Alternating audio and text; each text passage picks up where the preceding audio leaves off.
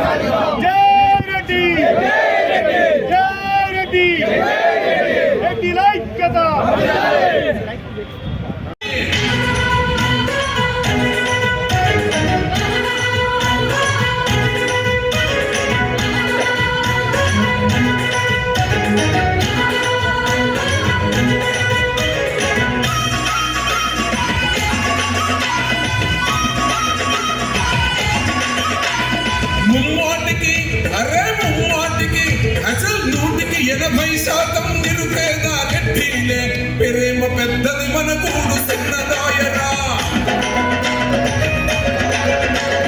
చదువుకున్న కొలువు రాదు ప్రభుత్వ ఫలమే లేదు వాటేది తమ్ముడ మన కోట ఏది తమ్ముడా ఓసీలని అంటారు మన కోసలు ఎవరింటారు ఒరెడ్డి తమ్ముడా కన్ను తెరిసి నడువరా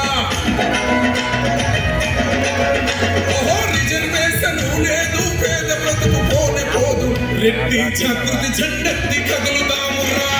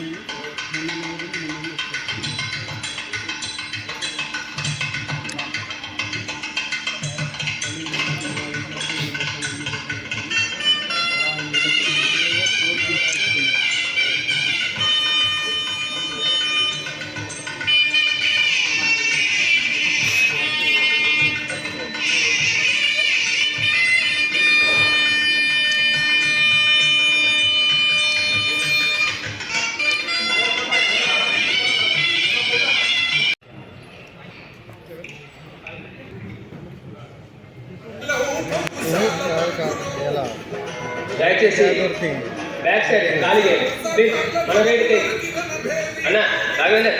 ఒక సంక్షేమ సంఘం మాత్రమే కాదు, ఒక విప్లవ నాదం. రెడ్డి జాతిలో ఉన్న పేదల కోసం ఒక ఎజెండాను తీసుకువచ్చిన ఏకైక సంఘం రెడ్డి జాగృతి. అగ్రవర్ణ పేదలుగా ఉన్నటువంటి రెడ్ల హక్కుల కోసం పోరు సలుపుతోన్న మొట్టమొదటి సంక్షేమ సంఘం రెడ్డి జాగృతి. దశాబ్దాలుగా ప్రతి గ్రామంలో ఎన్నో సంక్షేమాలను అందించి స్తబ్దుగా ఉండిపోయిన కొన్ని వందల రెడ్డి సంఘాలను తట్టిలేపి పునర్జీవం పోసుకునేలాగా ప్రోత్సాహాన్ని ఇచ్చినటువంటి ఏకైక సంస్థ రెడ్డి జాగృతి. పేదరికానికి కులముండదు. అది ఎవరి పంచన ఉంటే వాళ్ళు ఈ సమాజంలో ఆర్థికంగా సామాజికంగా వెనకబడే ఉంటారు.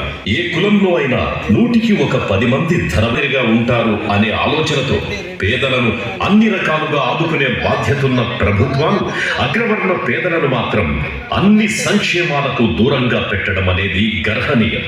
ఏ కులంలో ఉన్న పేదవాడు పేదవాడే. కులాన్ని అంటగట్టి పేదవాడికి పట్టాభిషేకం చేస్తే వాళ్ళ ఆకలి తీరుతుందా? వారి అవసరం తీరుతుందా? మరి అగ్రవర్ణ పేదల సంగతేమిటి అనే ప్రశ్నకి సమాధానం ఎప్పటికి దొరుకుతుందో ఊహకే అందడం లేదు. ఏ కులంలో అయినా ధనవంతుడు సహాయం చేయాలి అంటే ఎంతమందికి మాత్రం చేయగలుగుతాడు? ఇటువంటి సందర్భాల్లో ప్రభుత్వాలు మాత్రమే విస్తృతంగా నిరంతరంగా చేయగలుగుతాయి. అందుకోసమే అగ్రవర్ణ పేదల కోసం రెడ్డి కార్పొరేషన్ అనేది ఏర్పాటు చేసి ఆ కార్పొరేషన్ కి తగినన్ని నిధులు సమకూర్చడం ద్వారా అగ్రవర్ణాలలో పేదలుగా ఉండిపోయిన రెడ్డి కుటుంబాలకు సహాయం చేయడానికి ఎన్నో రకాలుగా ఉపయోగపడుతుంది అనే ఉద్దేశంతో రెడ్లకు కార్పొరేషన్ ఉండాలి అని మొట్టమొదటిసారిగా డిమాండ్ చేసినటువంటి సంక్షేమ సంఘం రెడ్డి జాగృతి. కేవలం అగ్రకులంలో పుట్టినందుకు గాను నిరుపేదలైన మన రెడ్డి బిడ్డలు కుటుంబాలు కోల్పోతున్నటువంటి అవకాశాలు ఎన్నో ఉన్నాయి. అందులో విద్య, ఉపాధి, సంక్షేమ అవకాశాల్లో తీరని అన్యాయం జరుగుతోంది మన బిడ్డలకి. ఆ అన్యాయాన్ని ప్రశ్నిస్తూ ప్రతిభకి పట్టం కట్టండి అంటూ పోరు సలిపిన మొట్టమొదటి సంస్థ రెడ్డి జాగృతి. మా బిడ్డలకు ప్రభుత్వ స్టడీ సర్కిల్ ఏర్పాటు చేయండి, గురుకులాలు ఏర్పాటు చేయండి అంటూ ప్రభుత్వ ప్రతినిధులను కలిసి ఆ ఏర్పాటు దిశగా కృషి చేయడం జరిగింది. అర్హత ప్రవేశ పరీక్షల్లో కూడా వయో పరిమితి పేరుతో, కట్ ఆఫ్ మార్కుల పేరుతో మన బిడ్డలు అవకాశాన్ని కోల్పోయిన ప్రతి సందర్భంలో ఆ సడలింపు కోసం పోరాటం చేసి విజయం సాధించడం జరిగింది. ఆర్థికంగా వెనుకబడిపోయిన విద్యార్థులకు పూర్తి స్థాయి ఫీజు రియంబర్స్మెంట్ ఏర్పాటు చేయాలి అంటూ ప్రభుత్వాన్ని డిమాండ్ చేయడం జరిగింది. ప్రతిభావంతులైనటువంటి పేద రెడ్డి విద్యార్థులకు కూడా విదేశీ ఉన్నత విద్యకు అవసరమైనటువంటి 20 లక్షల రూపాయల ఆర్థిక సహాయం చేయాలంటూ ప్రభుత్వాలను కోరడం జరిగింది. వ్యవసాయ ఆధారిత మరియు పేద కుటుంబాలు ఎక్కువగా ఉన్నటువంటి మన రెడ్డి రైతులు ఎవరైనా ప్రమాదవశాత్తు మరణిస్తే ఆ అన్నదాత కుటుంబానికి 10 లక్షల రూపాయల ప్రభుత్వ సాయం ఎక్స్ గ్రేషియాగా ఇవ్వాలి అని కృషి చేయడం జరిగింది. అలాగే 60 సంవత్సరాలు నిండిన అన్నదాతకు పెన్షన్ గా 5,000 రూపాయల గౌరవ భృతినివ్వాలని కూడా డిమాండ్ చేయడం జరిగింది. తెలంగాణ రాష్ట్ర వ్యాప్తంగా అత్యధిక మంది రైతులుగా ఉన్నటువంటి పేద రెడ్డి కుటుంబాలకు ఉపాధి హామీ పథకాన్ని వ్యవసాయ రంగంతో అనుసంధానం చేస్తూ చేదోడు వాదోడుగా ఉండాలి అంటూ ప్రభుత్వ పెద్దలను కోరడం జరిగింది. కళ్యాణ లక్ష్మి పథకం కోసం వంశీచంద్రరెడ్డి గారి ద్వారా అసెంబ్లీలో మాట్లాడిపించేలాగా చేసి అగ్రవర్ణ బిడ్డలకు వర్తించేలా చేసింది రెడ్డి జాగృతి. రెడ్ల ఐక్యత కోసం జరిపిన మొట్టమొదటి సభ గౌరెల్లి. ఆ సభ జన సమీకరణ మరియు వివిధ సంఘాల సమీకరణలతో ఐక్యత సాధించడంలో ముఖ్య భూమిక పోషించింది రెడ్డి జాగృతి. ఈడబ్ల్యూఎస్ 10% రిజర్వేషన్లను అమలు చేయనందుకు నిరసనగా మధ్యంతర ఎన్నికల్లో దుబ్బాకలో పోటీ చేసి అప్పటి అధికార పార్టీ అభ్యర్థిని ఓడించడంలో కీలక పాత్ర పోషించడం జరిగింది. రెడ్డి కార్పొరేషన్ ఏర్పాటు చేయనందుకు నిరసిస్తూ గజ్వేల్ నుంచి మొదలుపెట్టి కేవలం 3 నెలల వ్యవధిలోనే 12 నిరసన సభలను రెడ్డి జాగృతి ఆధ్వర్యంలో నిర్వహించడం జరిగింది. గౌరెల్లి సభతో మొదలైన మన పోరాటం తెలంగాణలోని ప్రతి ప్రాంతంలో రెడ్డి సోదరుల మధ్య ఐక్యతను పెంపొందిస్తూ సభలు సమావేశాలు నిర్వహించడం జరిగింది. ఇక్కడ ముఖ్య భూమిక పోషించిన కొన్ని సభల ప్రాంతాల పేర్లు చెప్పుకుంటే సూర్యాపేటలో సభతో మొదలుపెట్టిన మన పోరాట ప్రస్థానం వికారాబాద్, గజ్వేల్, జనగాం, కామారెడ్డి, మర్పల్లి, తాండూరు, శంషాబాద్ మల్లికా కన్వెన్షన్, మహబూబ్ నగర్, గద్వాల, వనపర్తి, కల్వకుర్తి, తొర్రూరు, భువనగిరి, యాదగిరిగుట్ట, ఇందిరా పార్క్ దగ్గర అనేక నిరసన కార్యక్రమాలు. హైదరాబాద్ నుంచి జనగామ వరకు పాదయాత్ర. నిజామాబాద్ దగ్గర మొదలై నిర్మల్, కరీంనగర్, భూపాలపల్లి, ములుగు వరకు సాగిన బస్సు చైతన్య యాత్ర. గ్రేటర్ హైదరాబాద్ పరిధిలో వివిధ రెడ్డి సంఘాలను కలుపుకుంటూ సభలు, చైతన్య సమావేశాలు నిర్వహించడం జరిగింది.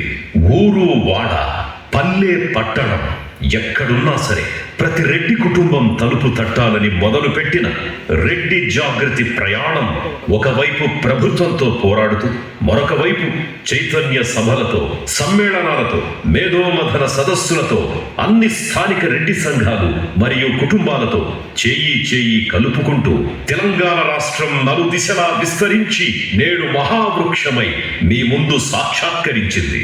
సూర్యచంద్రులున్నంత వరకు రెడ్డి జాగృతి ఒక సైన్యంలా పెట్టని కోటలా రెడ్డి కులస్తులకు రక్షణ కల్పిస్తుంది, వారికి మార్గదర్శకత్వం వహిస్తుంది.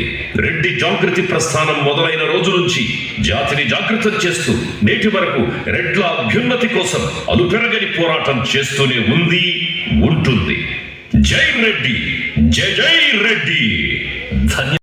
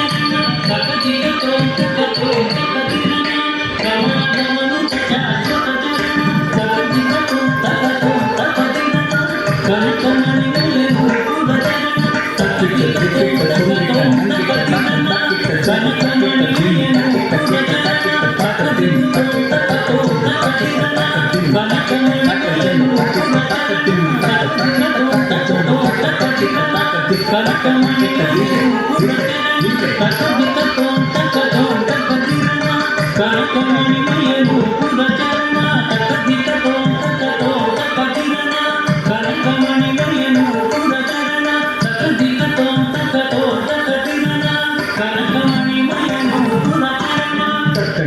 చెడు చెడు తిండి తిండి తట్టి తగ్గిన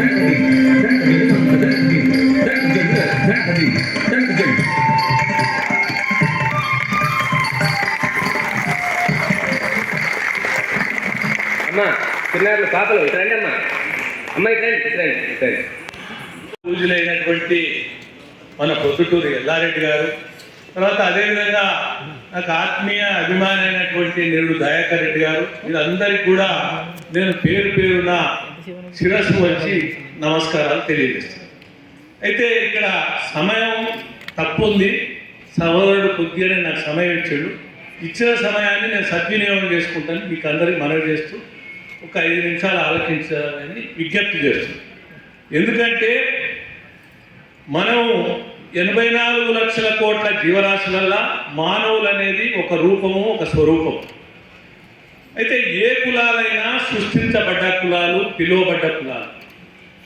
నేను ఏ కులంలో జన్మిస్తున్నది నాకు తెలియదు, మా నాయన ఏ కులంలో జన్మిస్తున్నది మా నాయనకు తెలియదు, మా తాతకు తెలియదు, ముత్తాతకు తెలియదు. కానీ ఈ సృష్టించబడ్డ కులాల్లో రెడ్లుగా మనం పిలువబడుతున్నాం. ఈ రెడ్లుగా పిలువబడుతున్నటువంటి మనం ఈ దేశ పౌరులం, ఈ రాష్ట్ర పౌరులం, ఈ ప్రభుత్వాలకు పన్నులు కడుతుంది. మరి ఈ దేశ పౌరులమైనప్పుడు, ఈ రాష్ట్ర పౌరులమైనప్పుడు, ఈ ప్రభుత్వాలకు పన్నులు కడుతున్నప్పుడు మనలో మన కులాలను అగ్ర కులాలు అని ఒక ముసిగేసి అభివృద్ధికి దూరం ఉంచి అవకాశాలు దక్కకుండా చేసి పైన నిందలు అపనిందలు వేస్తున్నారు.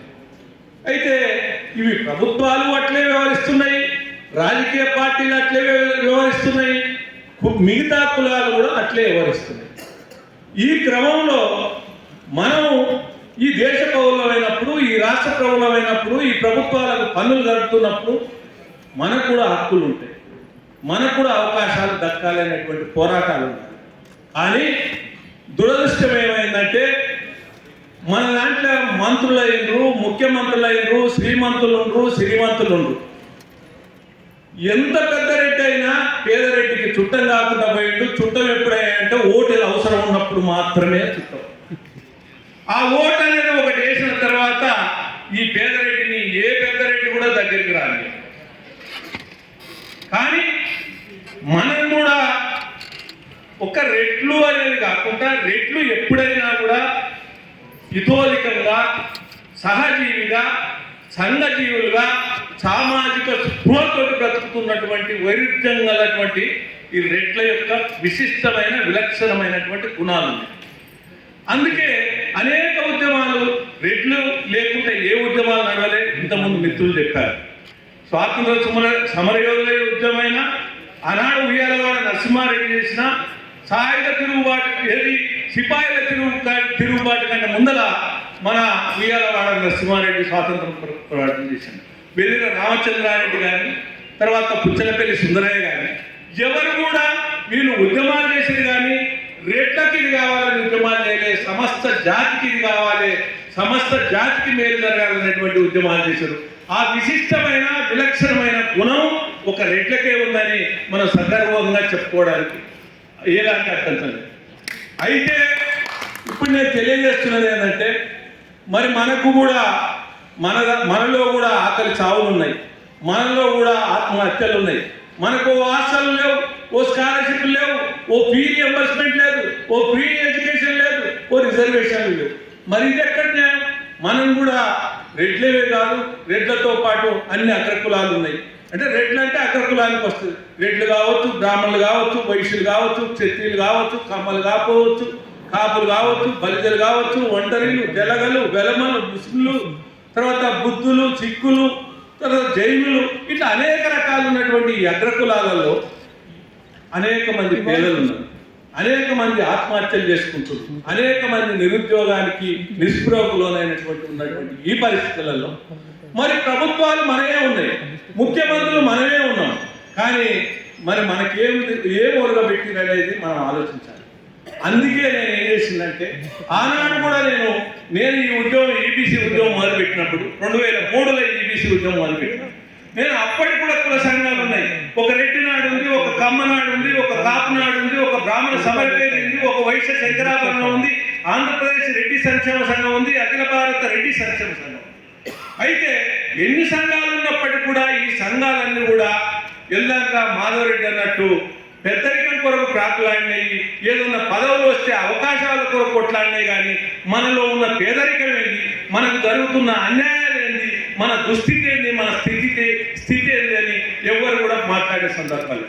నేను ఆ సందర్భంలో 3 నెలలు అన్ని కుల సభలకు తిరిగిన తర్వాత ఆనాడు ఈబీసీ అనేది ఆర్థికంగా వెనుకబడ్డ వర్గాల సంఘం అని ఒకటి రిజిస్ట్రేషన్ చేసి ఈ స్వతంత్రం వచ్చినాక అగ్రకులాల హక్కుల మీద ఎవడు రోడ్డెక్కలేదు. నేను ఇందిరా పార్క్ దగ్గర 5,000 మందితోటి ధర్నా చేసినటువంటి ఏకైక వ్యక్తి వల్లపరెడ్డి రవీంద్ర రెడ్డి. అయితే అంతేకాదు, ఇందిరా పార్క్ నుంచి సుందరయ్య పార్క్ వరకు ర్యాలీ, అంబేద్కర్ విగ్రహానికి వినతి పత్రం, ఎగ్జిబిషన్ గ్రౌండ్లో యజ్ఞం, అటువంటి 1104 సభలు కానీ, సమావేశాలు కానీ, ధర్నాలు కానీ, సత్యాగ్రహ దీక్షలు కానీ అనేక రకమైనటువంటి కార్యక్రమాలు చేయడం జరిగింది. అయితే నా పోరాటాన్ని గుర్తించినటువంటి రాజశేఖర రెడ్డి గారు, పూజ్యులు, వాళ్ళు దివంగతులైనటువంటి అమరజీవి అయినటువంటి రాజశేఖర రెడ్డి గారు, వారు మన ఉద్యమాన్ని గుర్తించి మొట్టమొదటిసారిగా 2008లో భారతదేశంలో ఎక్కడ లేదు అగ్రవర్ణ పేదలకు స్కాలర్షిప్లు ఇచ్చింది కూడా ఆనాడు వైఎస్ రాజశేఖర రెడ్డి గారని నేను సందర్భంగా. అంతేకాదు, నేను వారికి చెప్పాను, అగ్రకులాల జనాభా కూడా 25 నుంచి 30% ఉంది, మీరు ఓట్ల రాజకీయాలు చేయొద్దు, వీరు కూడా ఓట్లుగా చేస్తే ఏ ప్రభుత్వాలు వచ్చినా 1%, 2% తోటి అధికారం వచ్చినాయి, అధికారం దిగినా అధికారం ఎక్కినా.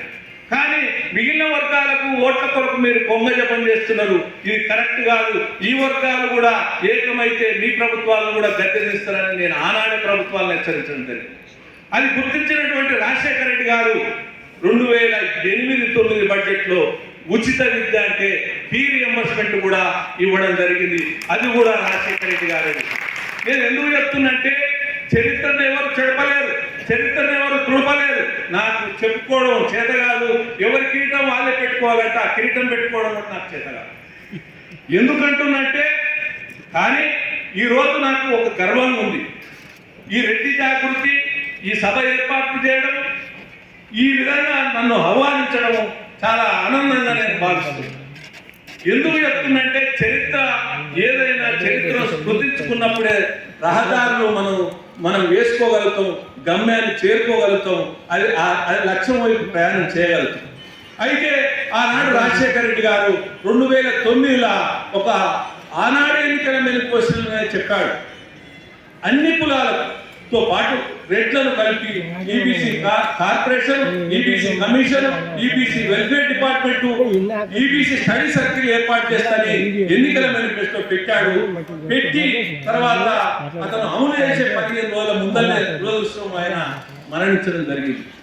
ఆనాడు రాజశేఖర రెడ్డి గారు ఇట్లా మరణించకపోతే ఒక 15 రోజుల EBC corporation, EBC commission, EBC welfare department, EBC study circle అన్ని ఏర్పాటు చేసేవాడు ఎన్నికల మేనిఫెస్టో పెట్టి.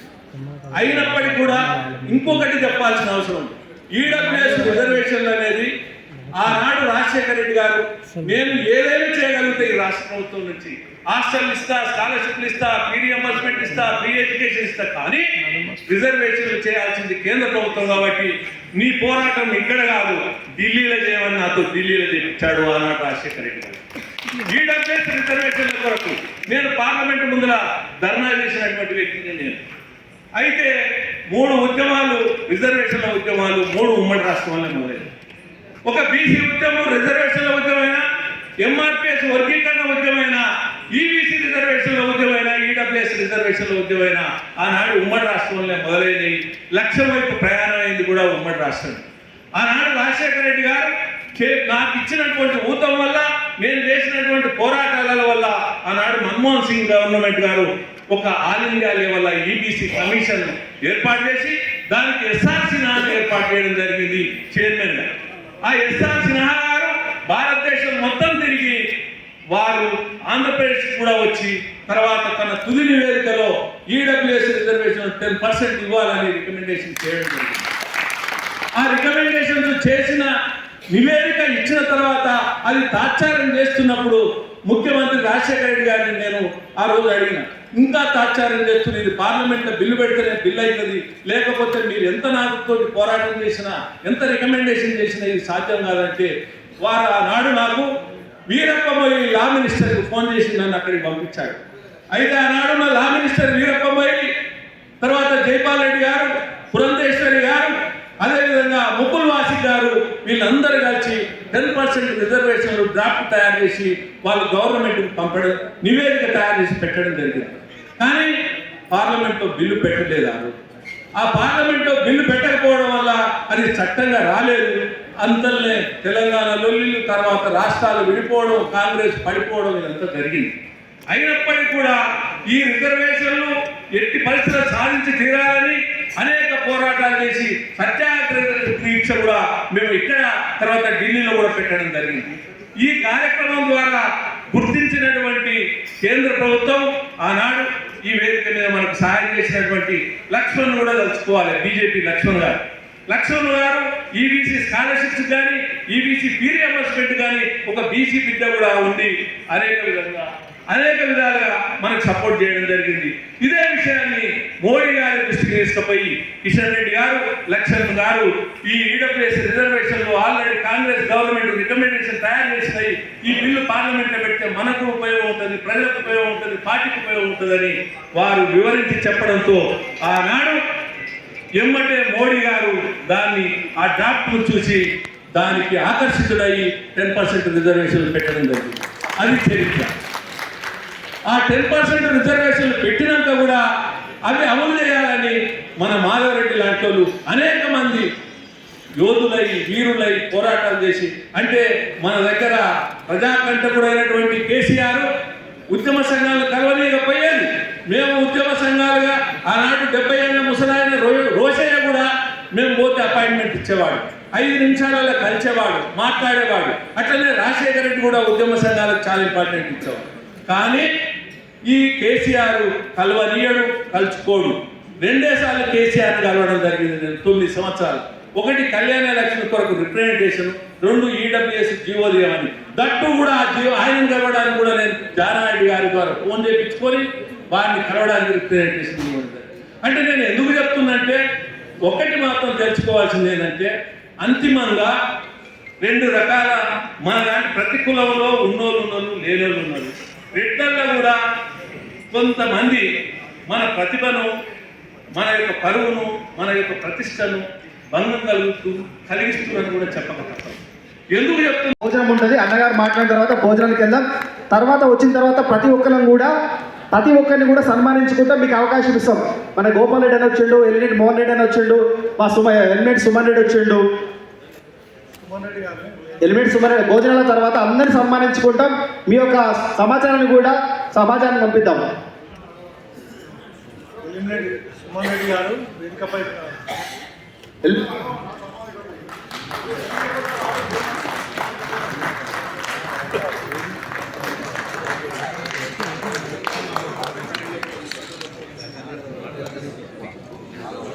రెడ్డి జాతి కోసం ఒక వాక్యం మాట్లాడిన తర్వాత అందరూ భోజనం పోయి మళ్ళీ వచ్చిన తర్వాత మీ ప్రతి ఒక్కరు కూడా వేదిక మీద మాట్లాడాల్సి ఉంటుంది. ఎందుకంటే అన్ని వీడియోలు రికార్డ్ చేసి మనం రోజు కంటిన్యూగా చేసుకుంటాం.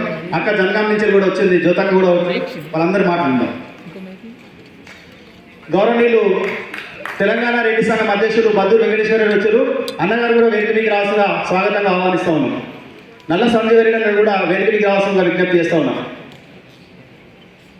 గోపాల్ రెడ్డి వేదిక దగ్గర తర్వాత మీ మాట్లాడండి. మోహన్ రెడ్డి మోహన్ రెడ్డి అన్న మీరు రండి, తర్వాత నువ్వు మాట్లాడు. అందరికీ నమస్కారం. రెడ్డి జాగృతి ఆత్మీయ సమ్మేళనానికి వచ్చినటువంటి నా రెడ్డి బిడ్డలందరికీ, వేదిక మీద ఉన్నటువంటి నా అన్నలకు, అక్కలకు, చెల్లెళ్లకు, ఎందుకంటే పేరున, ఎందుకంటే సమయం చాలా తక్కువ ఉన్నది, లంచ్ టైం కూడా అయింది కాబట్టి పేరున పెద్దలందరికీ మరొకసారికి మీ రెడ్డి బిడ్డగా తెలంగాణ, ఆంధ్ర 2 రాష్ట్రాలలో ఈ సాహిత్యం అంటేనే, ఈ పాట అంటేనే మన కులంలో ఎవరికి లేదు. ఇది నాకు వచ్చింది, అందుకే నేను చాలా గర్వపడుతున్నా.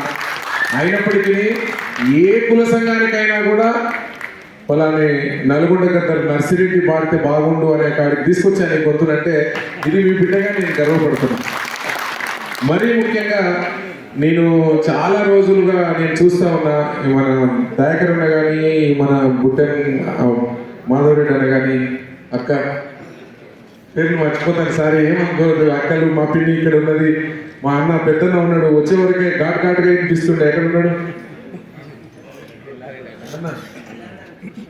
అన్న కూడా ఈ మధ్యకాలంలో నా దగ్గరికి వచ్చి ఒక పిలిపించి నన్ను, తమ్ముడు నువ్వు రెడ్డి జాతిలో పుట్టినందుకు మేము గర్వపడుతున్నాం, కానీ మన హక్కుల కోసం, మన బిడ్డల ఆనందం కోసం తప్పకుండా ఒక మంచి పాట పాడాలని అడిగినప్పటికీ నేను పాడతాను చెప్పాను. ఎందుకో ఈ మధ్య కొంచెం గ్యాప్ వచ్చింది, నేను ఆ గ్యాప్ రాకుండా చూసుకుంటాను. తప్పకుండా ఎవ్వరికి లేని విధంగా మన కోసం నేను పాట పాడతానని కూడా మరొకసారి నేను గుర్తు చేస్తాను. మరీ ముఖ్యంగా నేను ఇక్కడికి వచ్చే వరకే నాయకుల గురించి మాట్లాడుతున్నారు. మన నాయకుల గురించి ఎంత తక్కువ మాట్లాడుకుంటే అంత మంచిది, తెలుసుకోండి. ఫస్ట్ మనందరికీ మన నాయకులు బాగుండాలి, మన రాజ్యం రావాలని మనం అనువనువున ప్రతి రెడ్డి బిడ్డ కష్టపడతారు, కానీ ఏ వచ్చిన నాయకుడు ఎవరు ఈ రెడ్ల కోసం ఆలోచిస్తలేరు అని నేను బల్ల గుర్తు చెప్తాను. ఉదాహరణ నేనే, మీ అందరికి తెలుసు నేను ఎంత కష్టపడ్డానో తెలుసు. ఈ రెడ్డి బిడ్డ ఎవరికి ఇప్పుడున్న నాయకులకు ఈ పార్టీకి ఆ పార్టీ అని చెప్పాలి, ఏ పార్టీ గుర్తులేడు, అది మనకు సిగ్గుతో తలదించుకోవాలని కూడా ఈ సందర్భంగా నేను గుర్తు చేస్తాను. అందుకనే ఫస్ట్ మీ అందరికి చెప్పేది ఏంటంటే, మన కులంలో ఉన్న పేదవాళ్ళని బాగా చేయండి. మన కులంలో నిజంగా కూడా కూలి పనికి పోయే వాళ్ళు ఉన్న వాళ్ళందరూ కూడా ఒక్కొక్కరిని ఏ ఊరికి ఆ ఊరిలో వాళ్ళందరికీ హెల్ప్ చేసి, ఉద్యోగ రంగాల్లో కానీ, ఆర్థికంగా కానీ, వాళ్ళకి హెల్త్ విషయంలో కానీ అందరూ కూడా సపోర్ట్ చేసి మన జాతికి అండగా ఉండాలని మనస్ఫూర్తిగా నేను కోరుకుంటున్నాను. నేను చెప్పింది ఏమన్నా తప్పు చెప్పినట్టు గుర్తుందా మీకేమన్నా? ఏమీ లేదు. మన నాయకులు ఎంతసేపు ఉన్నా మన కులం కానోళ్ళకి ఏం చేయాలని చూస్తున్నారు, మన కులంలో కాదు. మీరు అన్ని చూసుకోండి, ఏ ఉద్యోగాలలో కానీ, ఎక్కడ రాజకీయాలలో కానీ ఎవరికి కూడా మనోళ్ళకి ఇవ్వాలని మనోళ్ళు ఎవరు అనుకోవటం లేరు. ఉదాహరణ నిలువెత్తు నిదర్శనం మీ బిడ్డగా నేనే ఉన్నాను కూడా ఈ సందర్భంగా నేను గుర్తు చేస్తాను. అది నేను ప్రత్యేకంగా చెప్పాల్సిన అవసరం లేదు. నేను చేసిన మేలు ఎవరికి ఏంటో మీ అందరికి తెలుసు. నిరంతరం నువ్వు మరింతగా ఉదయిస్తూ ముందుకురా, నిరంతరం నువ్వు మరింతగా ఉదయిస్తూ ముందుకురా, ఏ పరాజయం పలకరించినా వెనుకడుగే వెయ్యకురా. నిరంతరం నువ్వు మరింతగా ఉదయిస్తూ ముందుకురా, ఏ పరాజయం పలకరించినా వెనుకడుగే వెయ్యకురా. ఏ కష్టాలు నష్టాలు కోపాలు తాపాలు వస్తే రాని, ఏ సుతులు సతులు ఇతులు వదిలిపోతే పోని, పద పద పద పద పద కరిమబ్బుల మోటునే కాంతి ఉంది కదా, పద పద పద పద పద పోరాడనిదే ఏది పొందలేవు కదా. ఈ శిరస్సును ఎత్తనిదే శిఖరం చూపుకు చిక్కదుగా, ఉలి దెబ్బలు తగలనిదే శిలలకు ఆకృతి పుట్టదుగా. పద పదమని పాదాలే పరిగెత్తాలే ఏదేమైనో, పడినాలే చేకిరటంలా దూకాలే తరదారెన్నో. ఓటమి గెలుపుకు తీటుగా ఉంటూ నిలబడి కలబడి ఈ జట్టే వరదని ఇట్లా ముందుకు సాగాలని నేను కోరుకుంటున్నాను. అందరికీ మన బిడ్డలందరూ బాగుండడం కోసం మీరు చేసినటువంటి ఈ సోదరులు చాలా ఏళ్ళుగా నా కోసం ఎప్పుడూ వస్తారు, ఎప్పుడూ పాట అడుగుతుంటారు. గతంలో ఒక 2-3 పాటలు కూడా పాడేయడం జరిగింది. దయాకరణ ఎంతో కొంత చేసినాం, ఇంకా కూడా కొంచెం బాగా చేద్దాము. కాకుంటే మన వాళ్ళు ఏంటంటే వేరే జాతులలో ఉన్నంత ఐక్యత మన దాంట్లో లేదనిపిస్తుంది. నాకు అందరూ అంటారు నన్ను, అన్న మీరు రెడ్లు కాబట్టి మీ రెడ్లకున్న అంత ఐక్యత మా కులంలో లేదు అని అంటారు. కానీ నేను చెప్తే ఇక బాగుండదు, కానీ నిజంగానే ఉంటుందని చెప్తా. అంతా ఉట్టిదన్న సంగతి ఇప్పుడు చెప్తున్నాను. మన వాళ్ళకి ఎవరికి ఉండదు మన మీద, మన కష్టమే మనం. నేనే ఉన్నా, నేను ఏ స్థాయికి వెళ్ళి వచ్చినా మీ అందరికీ తెలుసు. చిన్న కారు డ్రైవర్ నుంచి ఇవాళ 2 రాష్ట్రాలలో గుర్తింపు తెచ్చే గాయకుడు తీసుకొచ్చా.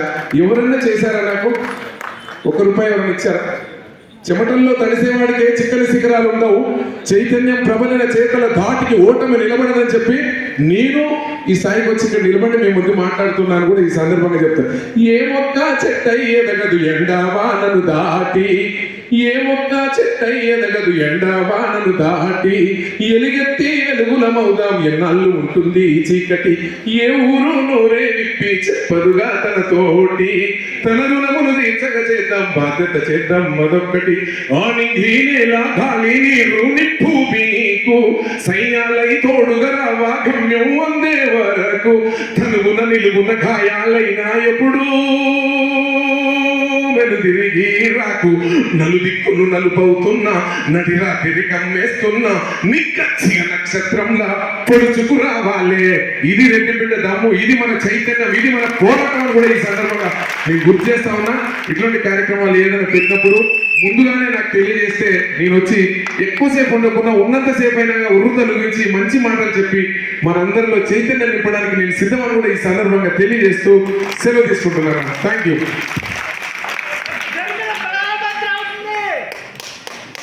Thank you. నర్సిరెడ్డి ఒక